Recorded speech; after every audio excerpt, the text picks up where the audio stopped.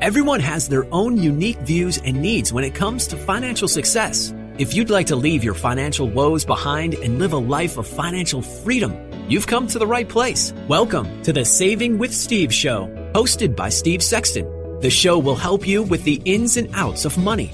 We talk about financial issues that could be costing you thousands of dollars and keeping you up at night.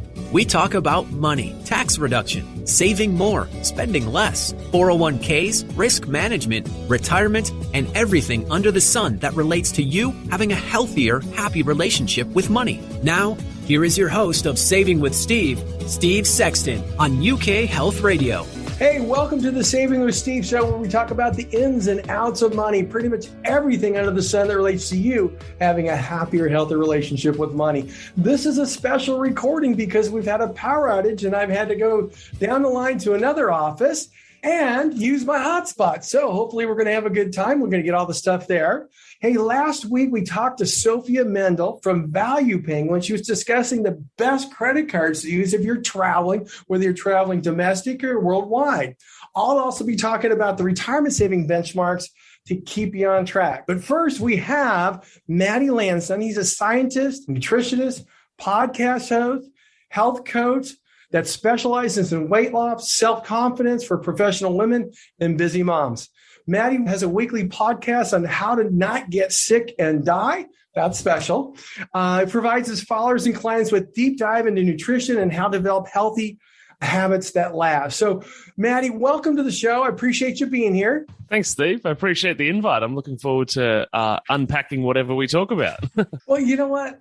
When a lot of people don't realize, and they maybe do, maybe they don't, but they go on these paths where they're just eating horribly and they're not really taking care of themselves, and it causes them health issues. As a result, health issues cost money. And prolonged health issues, it's a shorter life, and it's a less fulfilling life. When we have an opportunity, whether somebody's in Australia like you or somewhere else in the world or here in the States, that can really provide some useful information that can impact the quality of somebody's life, it makes a difference. Our audience loves to hear it. So first of all, I'd like to just start unpacking, why does the diet culture cause more problems than it actually cures? That's a really good question. And it's interesting, like, I guess this whole podcast is about finance, because diet culture is fundamentally a marketing strategy that results in the income of money for businesses in the short term and limited results for clients. And it's that instant gratification. Every health challenge or weight loss challenge seems to be getting shorter and shorter. Once upon a time, everybody knew that it would take some time because it took some time to develop this body and this situation. Then they sort of came down in size. It was 6 months, 3 months, 28 days, 2 weeks, getting smaller and smaller. But the genetics of the body haven't changed in that time at all to adapt to that kind of behavior. And now we've got, arguably some scam companies out there that sell detox teas, which, have made millions and millions and millions of dollars, which are essentially laxative teas. That's not a good thing for the body. And so diet culture essentially is the idea that you can get a massive return on very little investment, and that you go in and out. Basically, you sort of go all in for a short period of time, and then you feel deprived, you feel restricted, you haven't had the food you like, you're probably hungry, and then you just go, I'm out. Once the program's over, or even during the program, you're like, screw it. I'm going back to pizza and chocolate and wine because that made me happy. The space that I work in is working with the real cause of the problem of our health issues, because I think diet culture doesn't address the real cause, and neither does a lot of the things that happen in the hospital. And I worked for 7 years in a cancer research hospital as a scientist, and it's often just band-aiding the problem. So companies are selling weight loss, right? Everybody wants weight loss. Everyone wants to look good, but nobody then peels the onion to look at what is underneath the behavior that's driving that, like those decisions that happen in your life. And often it's got a lot to do with self-confidence, emotional eating, sugar addiction, eating when you're stressed, being in this world of abundant dopamine. And what I mean by that, dopamine's the happy hormone. So we've perpetually got access to social media, sugar, all these things that make us feel good in some way for a microsecond. And we just keep chasing it down the rabbit hole. We're all dopamine addicts to some degree. And Facebook in Silicon Valley, has a giant floor of psychological engineers that are working every day to make their app more addictive to your dopamine pathways. The exact same things happening in the sugar industry. So, it's not just, I need to know which nutrition to eat. In my experience, I've spoken at conferences all over the world, retreats, wellness events. I've never met a person that didn't know meat and vegetables was a good idea. Everybody knows what to eat. The question is, why don't I eat it? I was listening to what you said, and my wife does this thing called a 21-day fix, where she's supposed to work out so many times a day. She reduces what she's eating and all that kind of stuff. But quite frankly, for 21 days, she's miserable. I mean, her emotions are all over the place. And, 21 days, she loses some weight. It's all great. But about 3-4 weeks later, it starts coming back on. Those habits are gone. And she hates, it's one of those things where she has to build herself up. So, okay, I got to do this. I got to look good for this. I got to look good for that. And it doesn't work. And that's because a lot of those programs use the metric or use the tool of willpower. And you don't have to go far in your own life, maybe this week, to realize willpower didn't last very long. And it's not designed to last very long. It's not a function of the brain that's designed to last a long period of time. And so when you're setting your mind up for misery and knowing that things aren't going to go well, you're not going to feel good, but you're going to get this tiny little advantage that'll make you feel good for about 5 minutes. It's obviously so meaningless that you give it up straight away. The process hasn't gone deep enough. We've got to peel the onion, and it's not just about behavior change and habits. It's about an identity shift. And you want to decide to be a different version of yourself from now on. And that's not an easy process. That takes some work, some deep work, and looking into the reason that the current version of you flourishes. And it's the same with money habits, right? It's the same with any habits in our life. There's a reason that what we do now is what we do by default. And that's usually because our central nervous system and our reptilian brain, the deepest part of our brain that developed first, it is always seeking security, safety, and certainty in the environment so that it can predict that we won't die today, which sounds like an extreme example, but evolutionary biology says that we're always scanning our environment to make sure that is true. And so if we've lived a life where we, unconsciously adopted these money beliefs or habits from our parents, our food habits from our parents, or the people in our environment, and we've never really considered them before, we're just on autopilot. And then we do realize that, these things are in place. They weren't mine to decide. I inherited them. But now that I'm aware of them, it's really hard to change them because I've been safe and secure and certain of my environment living this way for my entire life. I haven't died in 40 years. I'm still here. So the central nervous system basically operates on the idea of the devil you know is better than the devil you don't. Even if intellectually and academically, you can make sense of why it would be better. And sure, it looks, when I see other people on Instagram rocking these amazing healthy lives, it looks good, but I'm safe over here. And so that's why we use willpower to pretend to be someone else when actually we need to transform into somebody else. That's so true. One of the other questions that I wanted to bring up here, weight loss is not about food, it's about psychology. Mm-hmm. So I'd like to unpack that, but I want to say something here, and I'm not trying to boast for myself. I've been a workout guy all my life, and I know that if I do things consistently on a daily basis, eat consistently on a daily basis, and kind of have my I call them little rhythm registers like I do every single day, I'll stay within this certain weight. I'll feel good. My joints won't hurt. My back won't hurt, all that kind of good stuff. And, quite frankly, my wife thinks it's nuts because I'm just so robotic and I don't have a problem eating the same thing every single day. So I understand that. But when we start looking at understanding how weight loss is really not about the food, it is about the psychology. I need you to break that down so people can understand why it is about the psychology and not always about what you eat. Yeah, totally. Well, I think it comes back to just sort of what we've been discussing already, which is that it's so easy to get pleasure. People might not think that eating a little piece of chocolate is like safety or security or all of those things. But when we're stressed, our hormones, cortisol and adrenaline go up, which tells our mind and our central nervous system that there's danger. And so we naturally want to swing to the other side of the spectrum, which is dopamine and serotonin, which is happiness, pleasure, or even oxytocin, which is like human connection and safety. And so the fastest way to do that is with man-made, heavily manipulated, refined sugars and carbohydrates because they feel pleasurable. They're mouth pleasure. They're not pleasure for any other part of the body. So we have to figure out how in our mind we can access those dopamine and safety, security, certainty mechanisms that not from food. And that's a significant part of what I do in my program. It's learning to identify in your environment other ways to get those needs met that are not with food, whilst simultaneously changing the narrative that you have in your life about the struggle and the stress and the pain. Because, again, we've got to come at it from both sides. We've got to address the problem, but we also have to come up with a different solution. That's wonderful. Hey, look, we're going to need to take a quick little break. So please stick with us. We'll be right back with more Saving Steve. We're going to talk about your ins and outs of money. So stick with us. We're going to pay some bills and be back in a few seconds. More expert advice for having a happier relationship with money still to come on the Saving with Steve show on UK Health Radio. UK Health Radio, the station that makes you feel good.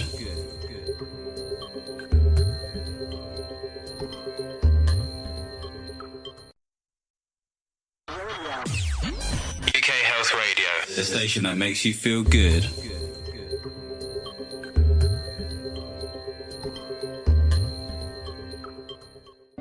Welcome back to the show that is here to help you achieve your financial goals. It's the Saving with Steve show. Now here's your host, Steve Sexton on UK Health Radio. Hey, I really want to thank everyone for letting your friends and family know, hey, we have well more than 600,000 people listening to the show. Just in the United States and internationally, it's over 60,000. If you want to check out some of the replays, you just go to savingwithsteve.us. If you're enjoying the stories of helpful insights with Saving and Steve, I encourage you to subscribe to our YouTube channel, Google Play. So you don't miss a show. You can check us out on a few of our affiliates at UK Health Radio, BBS Radio, Talk Radio, New York City, as well as AM/FM 247. All these networks are dedicated to empowering you to solve problems, uplift your spirit, and live a life of personal and financial freedom. If you'd like to follow us on Facebook, you can always go to Saving with Steve Sexton for guest gifts, replays, the whole shot. So we're back with Matty Lansdown. This is just unbelievable. If you're looking at the dieting side of things, the psychology behind it, we're talking about it all. It's really important that you understand some of these things when you go into dieting, and especially if you've been through that cycle of dieting where, hey, you're doing good for a couple months and then you just go off the rails. So you know what? We have Matty Lansdown. You know, it's wonderful. He's got this wonderful podcast. You really want to check it out because it can make a difference in your life. And I just love the title. So it's a weekly podcast. And Matty, when does the podcast run? What days? Wednesday here in Australia and so Tuesday for the US. Okay, perfect. And the podcast is named How to Not Get Sick and Die. Very simple, very straightforward. But you know what? When it comes to talking about the ins and outs of money, the healthier you stay, the less money you spend, the less of your money falls through the cracks to healthcare that you don't want to. And you know what? If you stay healthy, you can redirect those things to what's important to you, like having wonderful experiences and so on, being with family members and all that. So let's keep talking to Matty here. Let's talk about low-carb nutrition for weight loss and emotional eating. That's a topic we got to unpack there. Yeah, sure. So I guess there's two different concepts in that question. So emotional eating, basically every single human, at least in the Western world where we've got privilege, excess of food everywhere, is an emotional eater. If you eat at your desk whilst you're working, you're an emotional eater. If you eat with your phone in your hand whilst watching TV, you're an emotional eater. If you eat while you're driving, you're an emotional eater. And the idea of somebody that emotionally eats is to identify, am I eating food when I'm not totally 100% present with what's happening in the current moment? And often in all of those situations, we're distracted by something else. And you might even be in a situation where sometimes you eat, or you even like you get some chocolate or something that you really want to enjoy, and you eat it and you don't even remember eating it because you weren't present. And you're like, oh my God, the packet's empty already? I need another one. And so the catch with emotional eating is that we use things, and this is the same for men, even though men might feel weird about some of these words. We use it for comfort. We use it for nurture. We use it to soothe all of these uncomfortable emotions that we may be aware or not aware that are coming up, which is stress, discomfort, anger, frustration. You know, it might be a fight with your partner, and you might find that there's a loop that every time you come together to solve the problem or to get over it, you order a pizza. Like, we're using food to solve emotional problems. And a lot of this happens because, one, the dopamine situation that I mentioned before of like making us feel like we're back in control and we're understanding what's going on. And the food is, these dopamine spikes is allowing us to feel that the stress is going down. We're back in the driver's seat of our own life. However, obviously putting that food into our body is tearing our body down. It's meaning we're going to get brain fog. We're going to gain weight. We're not going to be able to focus. Our performance is going to be limited. You know, obviously you can connect that to not making great money decisions. And the other thing too is that the world is becoming so automated that there's no pain response in the brain when you part ways with your money. That's what they discovered with the credit card when they first discovered that if you delay the pain of giving up the finance, that you could get so much more money out of people whilst they were just stuck in the first decision of making the purchase. And so we've got the same situation with the food we make. It's like you are not connected through your phone to the actual expenditure of the money emotionally. You're not connected to it leaving your bank account. You press a couple of buttons inside of Uber, and it's getting to the point where basically Uber, or maybe even Amazon Prime, the next step is that they will literally feed you, like they'll literally put the food in your mouth. So there's no connection to what is this food doing to me, or what is the money expenditure on this stuff doing to my bank account, you know? And so we've got to reconnect all of those dots, which were once really natural because we'd hand over physical cash and be like, oh, I'm giving away something that I've earned. Like right now I'm making a trade. Is this a worthwhile trade? And it's the same thing we have to think about with food, because if we're eating high sugar, high refined carbohydrate diets, anything in a bag, a box, or a can that's man-made, it's highly likely that it's manipulated in an unfavorable way for your biology. Then we're making that same decision without thinking about the consequences, because obviously we don't have a feast and we gain 10 pounds in one sitting. It's the same thing. We eat all this food and the consequences come later. But we're not really connected to them. And so we need to understand, I guess, that moving to a nutrition, or an approximate nutrition plan that resembles how humans survived the first 500,000 years is where we need to head. Because even though there's all this amazing technology and all these different foods that exist in 2022, our genetics have not changed in thousands and thousands of years, which is why we have, no matter how good medicine is becoming and how great calorie count is becoming, we've got a world that is overweight, sick, and dying at younger ages than ever before. And that's because we've got a food industry and also like a social industry that doesn't support health. And why would they want to? Because healthy people don't buy drugs. Healthy people aren't addicted to their phones. You know, there's a lot of economic incentive in these companies to keep you unwell and to keep you unfocused and not performing very well, but performing good enough that they can get some productivity out of you for their company. And so we have to move to a dietary template, generally speaking, that resembles, how humans have survived for thousands and thousands of years. And in most parts of the world, that's going to be low carbohydrate. Now, it's really important, especially for women, to know that that's not no carbohydrate. There's a very big difference. When I speak about no carb, it's refined sugars and carbohydrates. You can have all the vegetables you like, even though like vegetables are 99% carbohydrates, most of them. So vegetables are a very, very important part, particularly for women's menstrual cycles and that type of thing. The other thing is in this world is with that low carb nutrition template is that there shouldn't be a list of foods that you can't have, because that psychology of not being allowed to have something is why diets fail. You get to the end and you're like, oh, I finally get the chocolate. I finally get the wine. I finally get the pizza back. Like as soon as we have this narrative between, I really, really want it, don't do it. Really, really want it, don't do it. Like everybody knows who wins, right?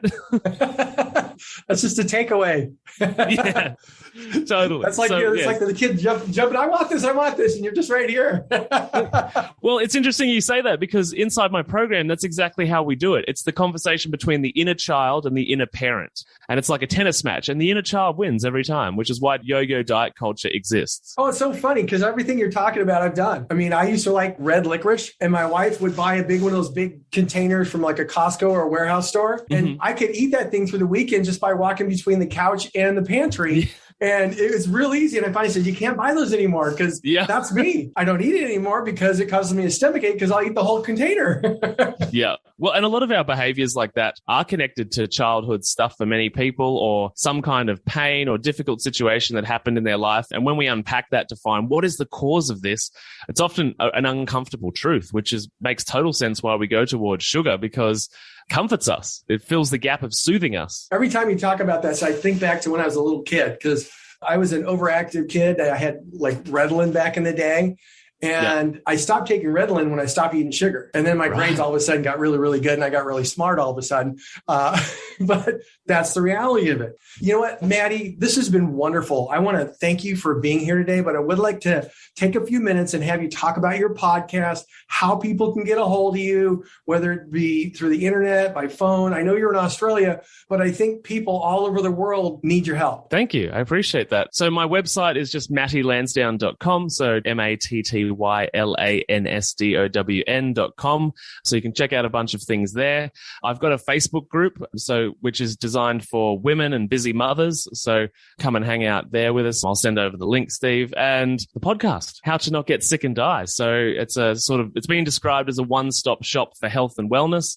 We've got phenomenal guests, and I do a lot of solo episodes myself. So come and hang out. I appreciate you giving me the opportunity to share that, Steve. Matty, this has been wonderful. I'm going to say that 85% of our listeners are female between the age of 45 and 65. When I started sharing about what you do and all the resounding responses, oh, yeah. So I think you might have a few people come and take a look at your podcast and take a look at your website to see how you can help them. So again, I want to thank you so much for joining us and shedding the light on many of the things that we all struggle with, and that there's an actual answer, which is very, very cool. And with that, I just wish you to stay safe, stay healthy. I would love to have you back sometime soon. Fantastic. Thanks so much, Steve. And same to you. I appreciate your time and energy and this connection. And hopefully people get something out of it. Great. Hey, look, guys, stick with us. We're going to be right back with more Saving with Steve. More expert advice for having a happier relationship with money still to come on the Saving with Steve show on UK Health Radio. Welcome back to the show that is here to help you achieve your financial goals. It's the Saving with Steve show. Now here's your host, Steve Sexton on UK Health Radio. Hey, welcome back to the show. I would truly want to thank you for tuning in. I appreciate you letting your friends, family, and associates know about the show. All the replays are available at savingwithsteve.us. If you're enjoying the stories of helpful information and insight in Saving with Steve, then I encourage you to subscribe to our YouTube channel or Google Play channel so you can never miss a show, and check out a few of our affiliates at UK Health Radio, BBS Radio, Talk Radio New York City, E360 TV. All these networks are dedicated to empowering you to solve problems, uplift your spirit, and live a life of personal and financial freedom. You can also follow us on Facebook, join the Saving with Steve Sexton Insiders Club, get all the guest replays, exclusive gifts, and so on. We just finished with Matty Lansdown. It's time to talk. We're a little more than halfway through the year. It's a great time to start looking at your retirement saving benchmarks to make sure you're on track. How do you know if you're on track for retirement? What are the benchmarks? As you save for retirement, it's beneficial to know how much to save, whether you're on the right track. From everyone's situation is different, of course, but there are some useful retirement benchmarks that can give you some sense of how you're doing to reach your goals. After comparing your numbers to the benchmarks, you can then work on making any necessary adjustments and then check your progress on a regular basis. To set your retirement savings benchmark, you need to consider two factors: how much you've already saved for retirement at your current age, then compare your savings against your current gross income to begin setting savings goals based off your income. So what is a good retirement savings goal? Many financial institutions experts have a few guidelines to help answer those questions. Now, for example, when it comes to Fidelity, has created the following set of benchmarks on ages for people that are 50 or 60. So if you're looking at 50 years old, you should have 6 times your annual salary. Okay, what does that mean? If you're 50 and you make $30,000 a year, you should have about $180,000 saved. Okay, if you're 55, it's 7 times, 60, it's 8 times, and 67, it's 10 times your annual salary. Another benchmark concept aimed to replace nearly 80% of your current annual income in retirement so you can maintain your lifestyle once you retire. Of course, the big unknowable is how long you will live and how long should your savings last, okay? Now, here's an example using the 85% rule on life expectancy. Say you were born in 1970, you're now 51, and you want to retire at 67. You'll retire at 2037. Let's assume your annual income is $40,000. If you expect to retire in 20 years after retirement, you'll need $32,000 times 20 or $640,000 in retirement savings. Then you want to look at the 4% rule for retirement withdrawals, another widely used benchmark to help you determine how much your retirement saving you can afford to withdraw each year in your retirement. The 4% rule it suggests that you withdraw 4% of your retirement balance. Now, there's many financial experts that are actually saying, hey, instead of a 4% rule, you need to take a 3% rule. The reality is you need to have something comfortable on a distribution standpoint. You need to look at your average rates of return, where you're looking at, okay? When determining how much you need to save, it also helps consider, these three things, the amount. Experts suggest saving at least 15% of your pre-tax income annually if you can. Counts. Factor in your other sources of retirement income, such as Social Security benefits, employer pensions, investment, retirement accounts, rental accounts, any part-time employment, asset mix. The higher the percentage of retirement savings in stocks, historically speaking, the higher your portfolio will have a rate of return. But you also have to take a look at reducing that risk as you get closer to retirement, because the last thing you need is what's happened recently, where you've seen a 20 or 30 or 35% drop in your retirement assets. So it's important to pay attention.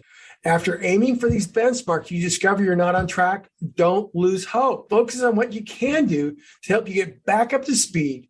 That might mean revving up your annual savings, opening or funding a retirement account, investing less conservatively, or using a health savings account to save for retire for medical costs.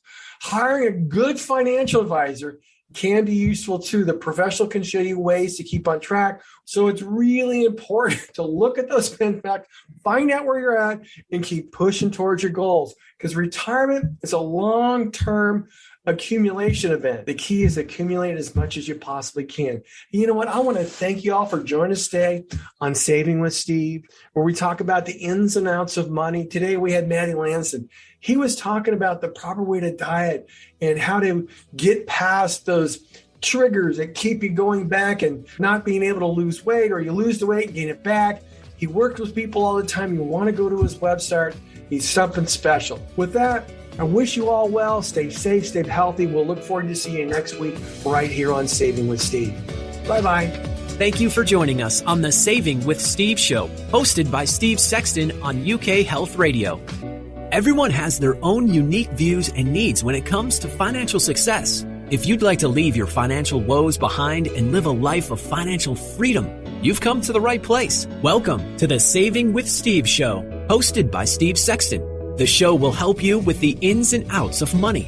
We talk about financial issues that could be costing you thousands of dollars and keeping you up at night.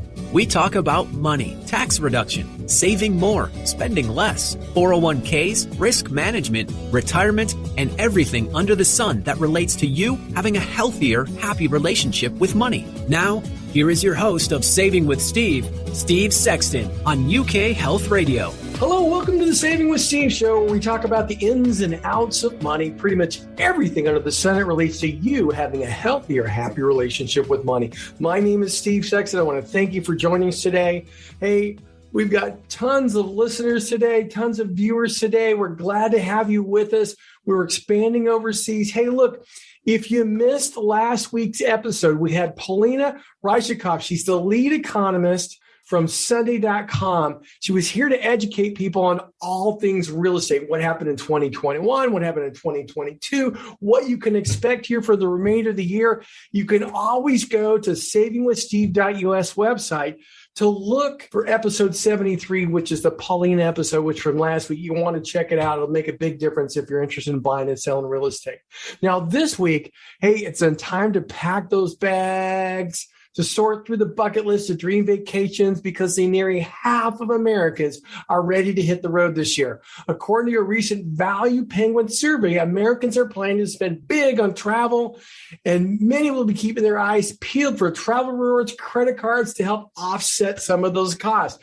we have Sophia Mendel from Travel Penguin. She's a world traveler. She's an expert in credit card rewards and travel rewards. So stick around for that. But first, I'm going to be walking you through the new legislation that just passed the House. It's called the Securing a Strong Retirement Act. Now, a lot of people are referring to it as the Secure Act 2, which came in 2019, and they're looking at making some changes. Now, I'm not going to go over all the political stuff, but I will say this. The vote was 414-5. That means it's a bipartisan Republican Democrat. They're both looking to secure everybody's retirement.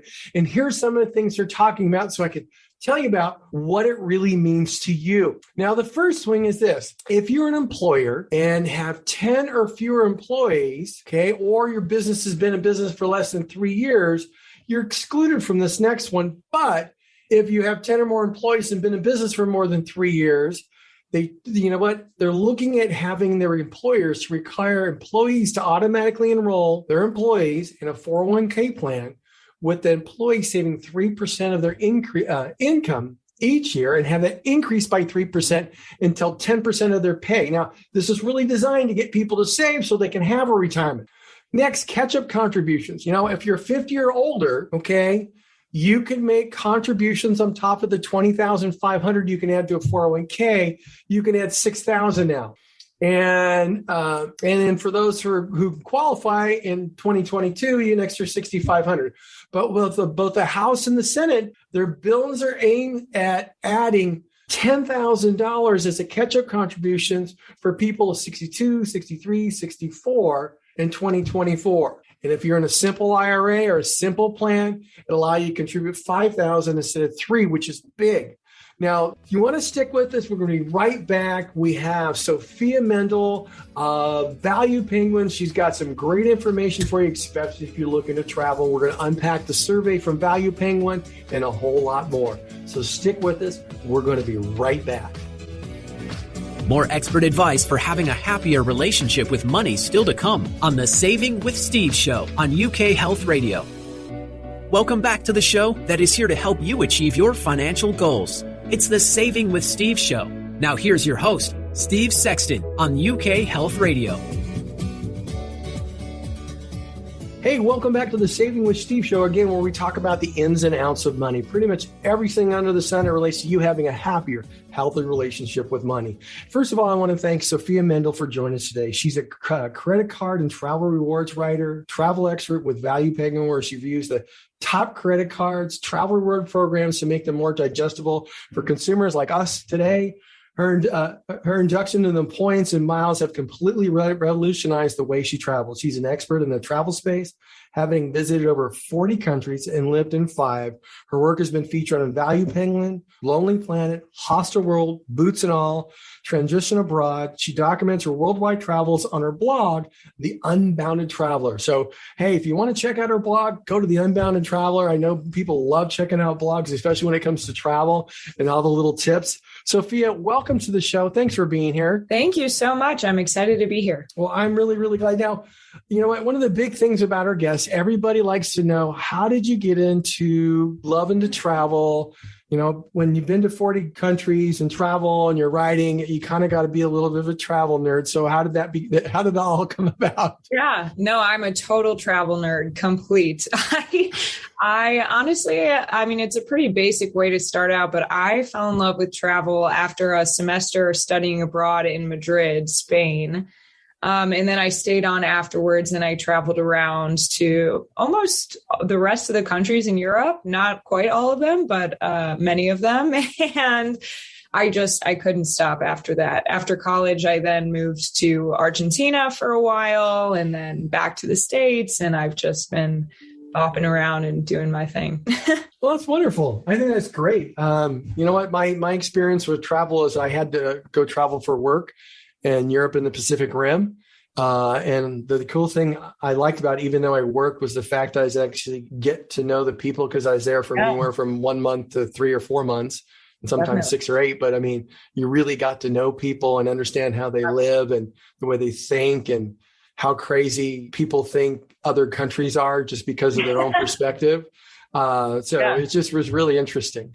So today I'd like to talk about Travel Penguin's survey. And, the big headline for that survey, it says, you have nearly half of travelers have got all this pent-up demand to go travel because of the last couple of years.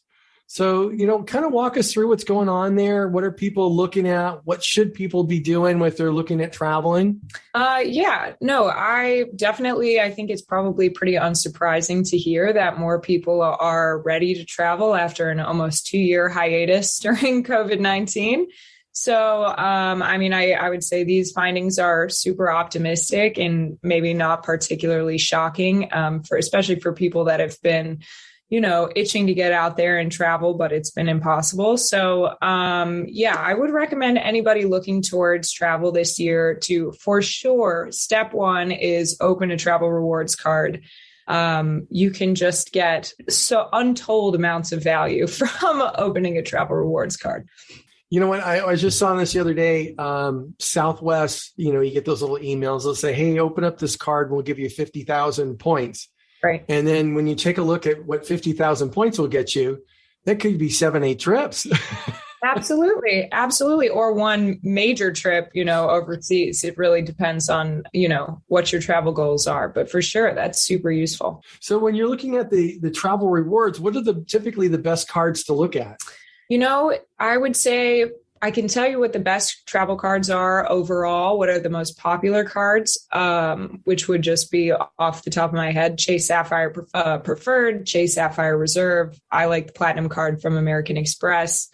Those are 3 really good ones for travel, but you will have to have kind of a high credit score in order to be approved. So if you're going to apply for a travel rewards card, definitely a tip is to make sure you check your own credit score before applying so that you're, not caught off guard if you don't get approved. So basically what you're saying is those are the higher end cards, which usually the higher limits. So they want to give those people the rewards. So yeah, definitely. Oh, good. Now, when you talk about a green pass, I know in the United States, we have those cards that are from the CDC. Is there a universal card that people should have? Like, for example, we put our information in to here in California into a little electronic card that we can show when we go to, a play or something like that. Is it something similar when you're traveling overseas? You know what? I really wish it was. And in fact, I wish that they had something like that for this country, because I know that it varies state by state. Some states have apps, but if you're from out of state, you might not have access to that app.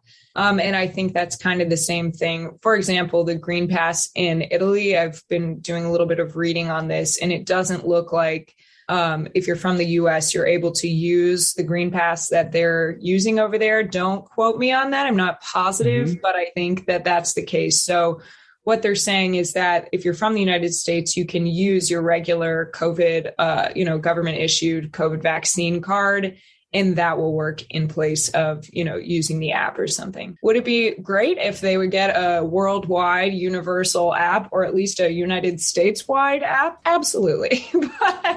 But so far, I haven't seen or heard anything like that. Okay, great. Hey, look, we're going to take a quick break, pay some bills, and be right back. So stick with us. We have more. Sophia Mendel, she's talking about travel, credit card rewards, and more. We'll be right back in just a few moments here on Saving with Steve. More expert advice for having a happier relationship with money still to come on the Saving with Steve show on UK Health Radio. UK Health Radio, the station that makes you feel good.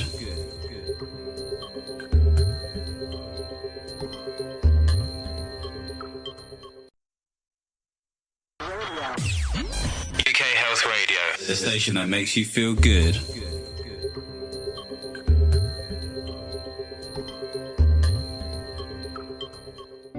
Welcome back to the show that is here to help you achieve your financial goals. It's the Saving with Steve show. Now here's your host, Steve Sexton on UK Health Radio. Hello, welcome back to the Saving with Steve show, where we talk about the ins and outs of money, pretty much everything under the sun that relates to you having a healthier, happy relationship. Now, I want to thank you for joining us, sharing this with your friends and family. And you know what? All the replays are available at savingwithsteve.us. If you're enjoying the stories of helpful insight and information, hey, check us out on our YouTube channel, Spotify or Google Play. I'd like to have you check out a few of our affiliates at UK Health Radio, BBS Radio, Talk Radio in New York City. All these networkers are dedicated to empowering you to solve problems, uplift your spirit, and live a life of personal and financial freedom. Now, if you'd like to follow us on Facebook, you can go to Saving with Steve Sexton. You can get insider gifts. You can get guest gifts. You can view all the replays. Again, that's savingwithsteve.us. Now back with Sophia Mendel. Hey, we'd like to talk a little bit about, you know, we were talking about having, number one thing is to have that green card if you're European, or that CDC card if you're United States. After that, what's the most important thing people should be looking at when they're looking to travel overseas?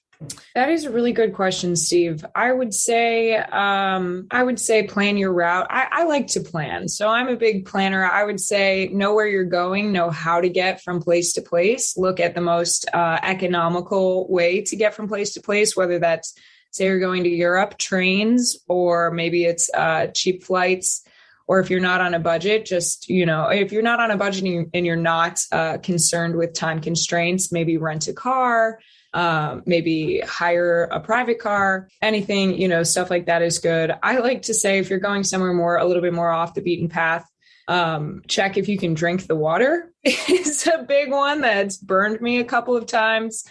Check to see, you know, is the street food something that is something that you can comfortably eat and not get sick from. Travel illness is a big thing for me. Well, I think that's big for everybody, because even though, you know what, I've had the deep fried spiders and stuff like that in other countries, which seem gross to people, but they actually taste like, you know, candy pecans with an almond filling. But I've also seen people eat stuff and the next day they were in really tough shape. Yep. So I agree with that one. And also the drink the water stuff is very, very big. I was in certain parts of South Africa while I was working there, and I just decided to drink out of a fountain, and it wasn't, you know, I'll tell you what, I lost a lot of unwanted weight in the next 5 days. So it's one of those things where regardless of how great your constitution is, it's important to do those things. Now, that's really important. So the next thing is this. We've seen a big rise in remote work, and obviously it makes it easier to get away. But you know what should people be thinking about if they are, you know what, considering, you know, getting away, doing remote work? What do they need to be concerned about? You know, self-service, you know, whatever the case may be. Yeah, definitely. I mean, actually, according to our survey, we found that about 40% of Gen Z and millennials are actually planning to take to work remotely on at least one of their trips. And 30% of all Americans are planning, which is to do that. So that's a huge, huge amount. I mean, definitely up from what it would have been before COVID. So yeah, these tips will be useful, I would imagine. I would say check the time zone where you're headed. Make sure that it aligns appropriately with your work schedule. Figure out with your employer how you can make that work if there's a time difference.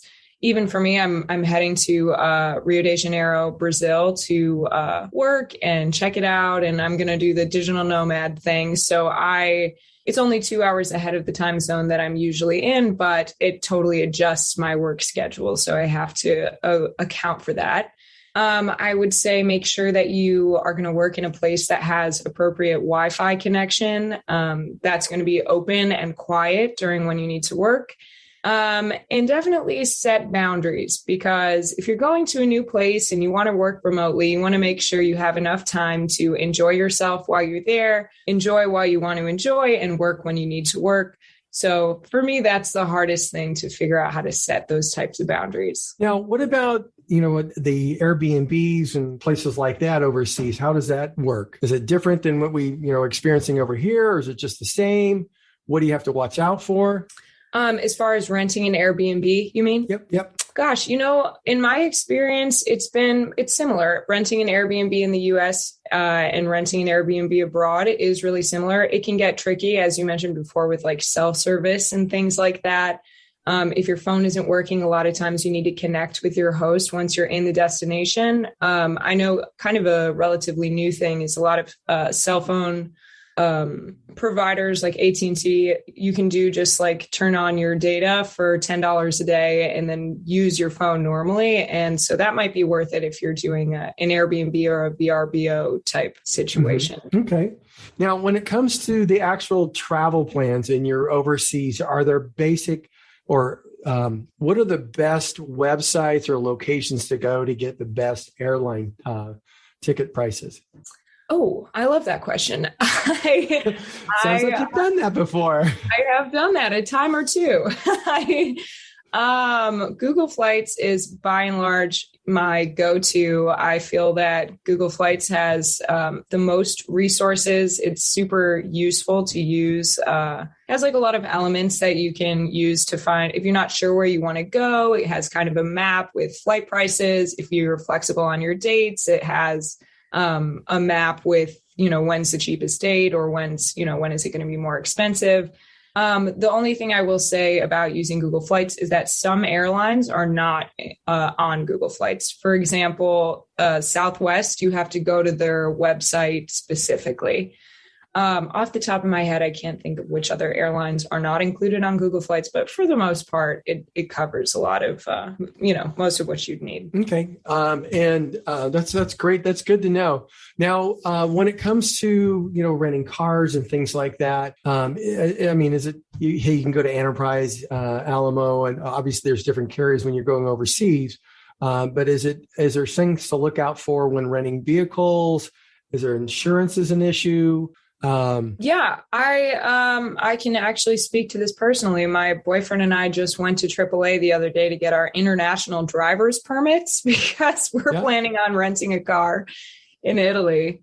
And I would have never expected that you'd need that. But I read, somebody else's travel blog online that said, do not rent a car unless you have your international driver's permits, because you might need that in addition to the insurance, or there can be big fines, or you can run into all sorts of issues. So that's not a blanket statement for all countries. I don't know if every place requires something like that. Definitely Italy does. And I would imagine other places in Europe do too. So how much did it cost you to get an international driver's permit at AAA? It was like $20. It was so cheap.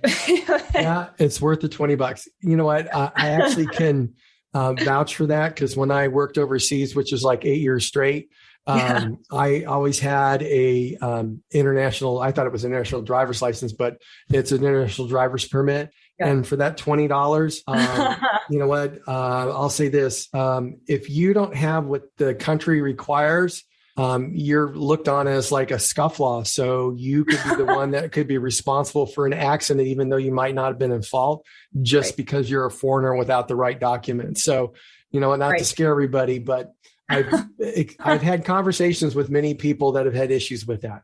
So good call. Yeah. Great piece of advice. So, Sophia, I want to thank you for being on the show. I want to thank you for imparting your wisdom and your knowledge from your travel, as well as with the credit card rewards. It means a lot to our viewers. And you know what? Sometime in the future, we'd love to have you back, talk a little bit about travel, some rewards, as well as some of the cool places you've been. Awesome. I appreciate it. Thank you so much. Everybody, this is Sophia Mendel with Value Penguin. Hey, you know what? You probably want to check out her blog called Unbounded Traveler. Is that right? Yeah, The Unbounded Traveler. The Unbounded Traveler. Check it out. I think that'd be pretty cool. She would probably love to communicate with you. With that, hey, you know what? Next week, we have Felix Skipcue. He's a cryptocurrency expert out of the Chicago, Illinois area. And for all you cryptocurrency people, you want to stick around for that. So look forward to seeing you all next week. Thanks for being with us this week, right here on Saving with Steve. Be safe, be healthy. Bye-bye. Thank you for joining us on the Saving with Steve show, hosted by Steve Sexton on UK Health Radio. To learn more about the show and how to become a guest or sponsor, Visit savingwithsteve.us. That's savingwithsteve.us. Join us again next time as we continue to talk about everything under the sun that relates to you having a healthier, happier relationship with money. This has been the Saving with Steve show, hosted by Steve Sexton on UK Health Radio.